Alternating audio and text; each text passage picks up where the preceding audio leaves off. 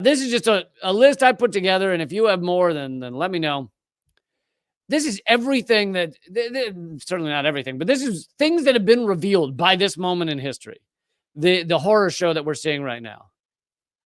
First of all, we've seen that Israel is guilty of war crimes. Everyone knows it now.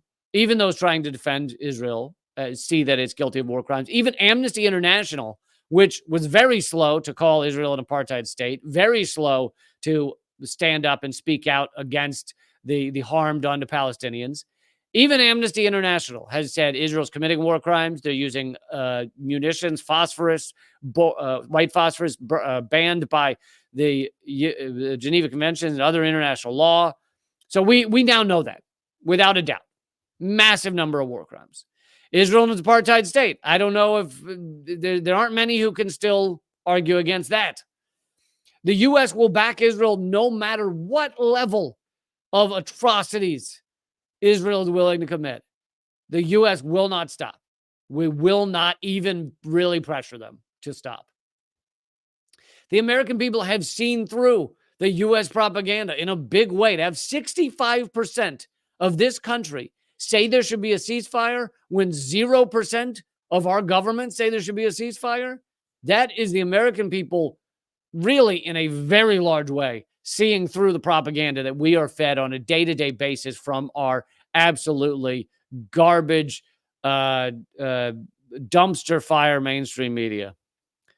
The American people are not represented by our politicians. I spoke about this earlier, but when you have 65% of America wanting something and 0 in Congress standing up for it, fighting for it, voting for it, it's the largest gap of just about any issue that I have seen. And it shows how the two parties are actually one party. We're not represented by them, and they're one party. They're voting together to continue this genocide, while the American people do not want that. The U.S. media will even look the other way during a genocide if it serves U.S. interests. Hopefully, this is waking up some people to what the U.S. media is. Now, again, this does not mean CNN or MSNBC doesn't have an occasional story about how tough it is to be in Gaza. But one story for every 10 saying how rough Israel has it, and all of the linguistics tricks that I've shown you to help manipulate people. And yet still, 65% of Americans say ceasefire now.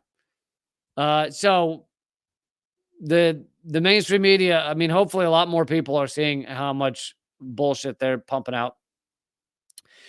The U.S. government will send bombs and ammunition to further commit crimes against humanity, and now boots on the ground as well. Special forces are apparently there to help Israel. U.S. troops are piloting drones that are surveilling Gaza. So we're fully part of this war. We're part of it now.